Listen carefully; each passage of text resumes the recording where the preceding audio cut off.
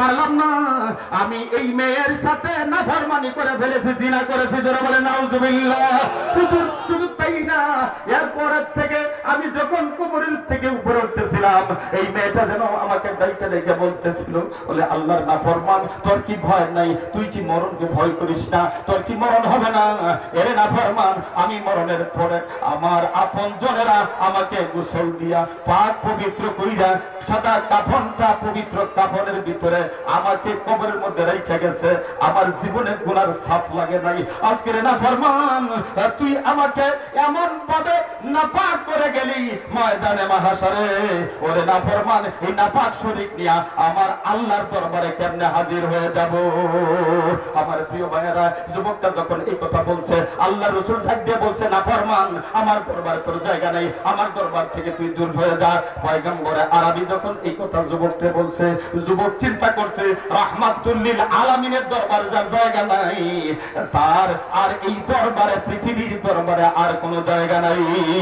একটা ভোট দিয়া মসজিদে নববী ছাইরা দিয়া চলে গেছে, মদিনার পাহাড়ের ভিতরে ঢুকছে। দিনের বেলায় পাহাড়ের ভিতরে থাকে, রাত্র হয়ে গেলে ওই পাহাড় থেকে বের হইয়া একটা গাছের নিচে আল্লাহর কুদরতি পায়ে সিজদা দিয়া দিয়া কাঁদে, আমি গুনাহগার ডাকিবারে বার, আমি গুনাহগার ডাকিবারে বার, তুমি ক্ষমা না করিলে ক্ষমা পাবো কার? মওলা তুমি ক্ষমা না করিলে ক্ষমা পাবো কার? আমি গুনাহগার ডাকিবারে বার, আমি গুনাহগার ডাকিবারে বার। বাবার আমার, একদিন নয়, 2 দিন নয়, এইভাবে কাঁদতে কাঁদতে 40 দিন যখন পূরণ হয়ে গেছে, আমার আল্লাহর দরবারে এই নাফরমানের, এই পাপী বান্দার চোখের পানি আমার আল্লাহ পছন্দ করে দিয়েছে। যারা বলেন আল্লাহু আকবার। আমার আল্লাহ জিবরাইলকে ডেকে বলছেন, জিবরাইল যাও, আমার বন্ধুকে জিজ্ঞেস করো, আসমান জমিন চন্দ্র সূর্য তরুলতা এগুলি বানাইছেন কে? এরপরে বলবা 40 দিন পূর্বে এক যুবক আপনার কাছে আসছিল এইভাবে তওবা করতে, আপনি তাকে জায়গা দেন নাই, আমার আল্লাহ তার তওবা কবুল করে নিয়েছে। যারা বলেন সুবহানাল্লাহ। জিবরাইল আয়েশা নবীকে সব বলছেন, নবী বলছেন, আসমান জমিন চন্দ্র সূর্য মানব দানব সব আমার আল্লাহ বানাইছেন। নবী গো, ক্ষমা করার মালিককে, আল্লাহই ক্ষমা করবেন। আপনার কাছে যুবক আসছিল তওবা করতে, আপনি জায়গা দেন নাই। যুবকটা এখন থেকে 40 দিন পর্যন্ত আল্লাহর দরবারে তওবা করছে। তওবা করার কারণে আমার আল্লাহ এত খুশি হইছেন, আল্লাহ খুশি হইয়া তার তওবা কবুল করে জীবনের গুনাহ মাফ করে দিয়েছে। যারা বলেন সুবহানাল্লাহ। আল্লাহ বলেন, والذين إذا فعلوا فاحشة أو ظلموا أنفسهم ذكروا الله فاستغفروا لذنوبهم। আল্লাহু আকবার বলেন। যারা গুনাহ করে, ফাহিশা কাজ করে, অশ্লীল কাজ করার পরে, যারা ওয়াল্লাযিনা ইযা ফাআলু ফাহিশাতান আও যালামু আনফুসাহুম, নফসের উপরে যারা জুলুম করে, ফাস্তাগফিরুল্লাহ, তারা কি করে? আল্লাহর দরবারে ক্ষমা প্রার্থনা করে, তওবা করে। ওমা ইয়াগফিরুয যুনুবা ইল্লাল্লাহ। আল্লাহ বলেন, এই আমার বান্দারা, আমি আল্লাহ ছাড়া তোদের আর কে আছে যে তোদেরকে maaf করে দিবে? তার মানে কি আল্লাহই বান্দাকে maaf করেন। অন্য আয়াতে আল্লাহ বলছেন, কুল ইয়া ইবাদিয়াল্লাযীনা আসরাফু আলা আনফুসিহিম লা তাকনাতু মির রাহমাতিল্লাহ। সূরা বলেন আল্লাহু আকবার। একটু জিকির করেন, লা ইলাহা ইল্লাল্লাহ, লা ইলাহা ইল্লাল্লাহ, লা ইলাহা ইল্লাল্লাহ, লা ইলাহা ইল্লাল্লাহ। যার দিলে আছে আমার আল্লাহর ভয়, আল্লাহ আল্লাহ সব সময়, যার দিলে আছে আমার প্রভুর ভয়, আল্লাহ আল্লাহ সব সময়। খানা দানা ভালো লাগে না, দুনিয়াদারি ভালো লাগে না, ভালো লাগে শুধু এক আল্লাহ। লা ইলাহা ইল্লাল্লাহ, জোরে জোরে জোরে, লা ইলাহা আশেকে হইয়া ডাকো তারে, তুমি মাশকে পাইবা সামনে। আশেকে হইয়া ডাকো তারে, তুমি মাশকে পাইবা সামনে। আশেক মাশুক পরিচয় হইলে, আল্লাহু আকবার বলেন, আশেক মাশুক পরিচয় হইলে ভয় নাই তোমার মরণে।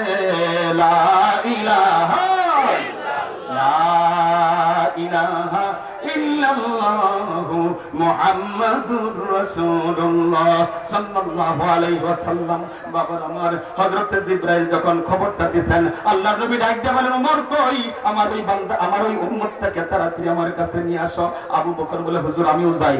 গেছেন গুহার ভিতর পাশে দাঁড়ায় ডাক দিয়ে বলে, মদিনার বাসীরা রে, এমন একজন যুবক এই গুহার ভিতরে আছে, সন্ধান জানো নাকি? বলে যে জাহান্নামের ভয়ে কাঁদে, তার কথা বলছেন? বলে হ্যাঁ, দিনের বেলায় পাবেন না, রাত্র গভীর হইলে গাছের নিচে আইসা আইভাবে তমাম ভাবে আল্লাহর দরবারে কান্নাকাটি করে, তার কান্নার আওয়াজে মাঝে মধ্যে আমাদের ঘুম ভেঙে যায়। করে বলেন আল্লাহু আকবার। হযরত ওমর রাদিয়াল্লাহু তাআলা আনহু, হযরত আবু বকর রাদিয়াল্লাহু তাআলা আনহু অপেক্ষা করতেছেন। রাত গভীর হইছে, যুবক গুহা থেকে বের হইয়া গাছের নিচে আল্লাহর কুদরতি পায়ের মধ্যে সিজদা পড়ছে, সিজদায় পড়ে কাঁদতেছেন। হযরত ওমর ডাক দিয়ে বলে, আবু বকর ডাক দিয়ে বলে, ভাই রে কাঁদতে হবে না, আল্লাহর রাসূল পাঠাইছে, তোমার তওবা কবুল হইছে, মাথা উঠাও, তোমাকে নিয়ে মদিনায় যাব, নবীর দরবারে। করে বলেন সুবহানাল্লাহ। আল্লাহর নবী বলছেন, ইদা মাতাল ইনসান ইনকাতা আনহু আমালুহু ইল্লা মিন সালাসা, মানুষ মারা যাওয়ার সাথে সাথে সমস্ত আমলের দরজাগুলো বন্ধ হয়ে যাবে। নামাজ পড়তে পারবে না, রোজা রাখতে পারবে না, হজ করতে পারবে না, যাকাত দিতে পারবে না, দান খয়রাত করতে পারবে না, তাসবিহ পড়তে পারবে না, কোরআন পড়তে পারবে না, সালাম দিতে পারবে না, মা বাবার খেদমত করতে পারবে না, কোনো নেক আমল পদ আমল করার সুযোগ নাই। মরণের সাথে সাথে সব বন্ধ হয়ে যাবে। আল্লাহর নবী ডাক দিয়ে বলেন, উম্মতের দল শুনো, তিনটা এমন আমল আছে কিয়ামত পর্যন্ত সেই আমল চালু থাকবে। আল্লাহু আকবার বলেন। আমার ভাইরা, আল্লাহর নবী বলছেন, এক নাম্বার ওই কবর পর্যন্ত, কিয়ামত পর্যন্ত যে কবরের মধ্যে সওয়াব রেসানি হবে, তার এক নাম্বার হলো সদকায়ে জারিয়া। এই যে এই মসজিদের জন্য যারা জায়গা দিবেন, জমি দিবেন, ইট দিবেন, সিমেন্ট দিবেন, টাকা দিবেন, সময় দিবেন, শ্রম দিবেন, বুদ্ধি দিবেন, পরামর্শ দিবেন, নিজে পারেন নাই, আরেকজনের কাছ থেকে আপনি তহসিল করে মসজিদে লাগাইছেন, আপনি থাকবেন না, আমি থাকবো না। বাদান বড় বড় বেড়াই দুনিয়া থেকে বিদায় হয়ে গেল, কেউ থাকতে পারে নাই। আপনার আমার আশেপাশে কত মুরব্বিয়ানে কেরাম ছিল, সবাই দুনিয়া ছেড়ে কবরে গেল, আমি আপনিও কবরে চলে যাব। আল্লাহর নবী বলছেন, যেহেতু মরণ হবে, মরণের পরে আর কোনো নেক আমল করার সুযোগ নাই। তিনটার মধ্যে এক নাম্বার হলো সদকায়ে জারিয়া। এই মসজিদ, আল্লাহর নবী বলছেন, মান বানা লিল্লাহি মাসজিদান বানাল্লাহু লাহু বাইতান ফিল জান্নাহ। দুনিয়ার মধ্যে আমার উম্মত আল্লাহর ঘর মসজিদ বানাবে, আমার আল্লাহ তাকে জান্নাতের মধ্যে ঘর বানায়া দিবে। বাবা আমার, দুনিয়া থাকার জায়গা নয়। হযরতে বাদশাহ, শাহজাহানের বাদশাহ শাহ সিকান্দর, চারজন বাদশাহী পাইছিল, দুইজন মুসলমান, দুইজন কাফের। মুসলমানের একজন হলো শাহজাহানের বাদশাহ শাহ সিকান্দর। মরণের সময় বলছে, এ আমার উজির, আমার মন্ত্রী, মরণের পরে আমার গোসল কাফন দাফন পরাবে বড় বড় ডাক্তারেরা। এক, দুই নম্বর কাফনের বাহিরে হাত দুইটা রাখবা, দুই, তিন নম্বর আমার প্রাসাদ থেকে কবর পর্যন্ত আমার যত স্বর্ণ মুদ্রা আছে সব ছিটাইয়া দিবা। এবার বাদশার কথায় মন্ত্রী ডাক দিয়ে বলে, তিনটা ওসিয়ত করলেন, আমরা পালন করব। ওসিয়ত করার কারণ কি ব্যাখ্যা জানতে চাই। বাদশা শাহজাহানের বাদশা শাহ সিকান্দর ডাক দিয়ে বলেন, ও আমার মন্ত্রী, আমার মরণের পরে আমার গোসল, আমার দাস, আমার দাফন কাফন, লাশ বহন বড় বড় ডাক্তার হাকিমারা করবে। এলাকার মানুষ তাকায় দেখবে, এত বড় বড় ডাক্তার থাকার পরেও শাহজাহানের বাচ্চাকে ফিরে রাখতে পারলো না, সুতরাং আমরাও থাকবো না। মরণের কথা চিন্তা করবে। দুই নাম্বার হলো, আমার হাত দুইটা কাপড়ের বাহিরে রাখা, বাহুলিয়া বাজার, ওই যে এইভাবে বুয়ারি, এইভাবে বাদগাঁও, মালুকা, মল্লিক বাড়ি, এই সমস্ত এলাকার মধ্যে আমার লাশটা নিয়ে মহড়া দিবে, হাত দুইটা কাপড়ের বাহিরে থাকবে। মানুষদেরকে ডাক দিয়া বলবে, শাহজাহানের বাদশা ছিলেন সিকান্দর, উজিরকে দেখিয়া বলেন, এই খবর শোনো শোনো উজিরা, আমার ছোট ভাই কাফনের বাহিরে রাইখো আমার হাত, কাফনের বাহিরে হাত ভাই রাখিয়া শহর বাজারে যাইয়াই ঘুরিবা। লোকে যখন জিজ্ঞাসিবে, উজির ভাই মরণ কালে বাদশাহ বুঝি পয়সা চায় লোকজনকে ডাকিয়া বলবে আমার মেরে ভাই সারা জাহানের বাদশাহ যায় গো খালি হাত পরের বাড়ি যাইবা ছাড়ি থাকবা না কারবারিতে রং সাজাইলা ভাবলা না কারবারিতে রং সাজাইলা ভাবলা না এই দুনিয়া ছিল যারা আপনা মরিয়া গেলে সবই হইবে বেগানা মরিয়া গেলে সবই হইবে বেগানা বাচ্চা সারা দাহরের বাচ্চা সেকান্দর ডাক দিয়া বললেন হাত দুইটা বার কইরা মানুষদেরকে খবরটা পৌঁছে দিবা আমি সারা দাহরের বাচ্চা সেকান্দর মরণের সময় খালি হাতে চলে গেলাম বাদশাহীর জায়গায় বাদশাহী পড়ে রইল সারা পৃথিবী বাদশা হওয়ার পরেও মরণের সময় কিছু নিয়ে গেলাম না হাত দুইটা খালি নিয়ে গেলাম তোমাদেরকেও বলে গেলাম মেসেজ দিয়ে গেলাম তোমরাও একদিন খালি হাতে কবরে আসবে মরণের আগে কিছু নেক আমল করে এরপরে কবরে আসিও আমার ভাইয়ের লম্বা করবো না এই আল্লাহর ঘর মসজিদ এই মসজিদ যারা বানাবেন আমার আল্লাহর ওয়াদা রাসূল বলেছেন আল্লাহ পাক তার জন্য জান্নাতে ঘর বানাবেন জান্নাতের ঘর তো এমন সাধারণ ঘর না জান্নাতের ঘর দুনিয়ার কোনো ঘরের সাথে কোনো তুলনা হয় না এই ঘর নির্মাণের জন্য এই ঘর প্রতিষ্ঠার জন্য এই ঘরের সংস্কারের জন্য আমি একটা লোক চাই মুসাফিরের হালতে থাকি আমার আল্লাহ আপনাদের দুয়ায় এই আজিজুল হক সরকারকে 64টা জেলায় আমার আল্লাহ আমাকে ঘোরানোর সুযোগ দিছে এরপরে প্রথমে রিকশা দিয়ে গেছি এরপরে আপনার সিএনজি দিয়া এরপরে প্রাইভেট কার আমার আল্লাহ এখন আমাকে মাঝে মধ্যে বিমানেও চড়ায় আমার আল্লাহ জোরে বলেন আলহামদুলিল্লাহ সুতরাং ফকর না আল্লাহর শুকরিয়া আদায় করি আপনাদের দোয়া এবং আমার আব্বা আম্মার দোয়া ময় মুরব্বিদের দোয়া উস্তাদের দোয়া বাজান আপনাদের জন্য প্রাণ ফেলে দোয়া করব এই মসজিদের জন্য একটা লোক চাই আল্লাহর ঘরের জন্য 50,000 টাকা দান করবেন এমন একজন লোক চাই ইনশাআল্লাহ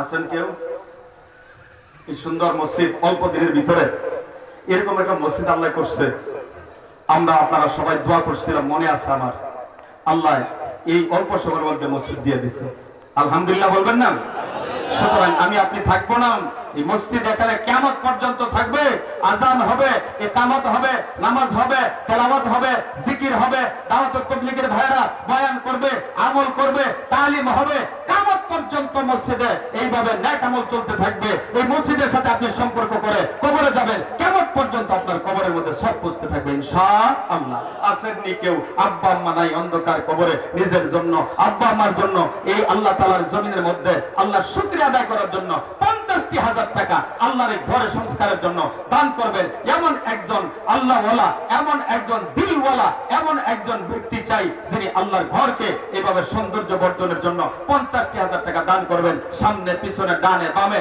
আমার মা বোনরা যারা আছেন তাদের কাছে হাত পাতলাম যদি কেউ থাকেন বলেন দেখি ইনশাআল্লাহ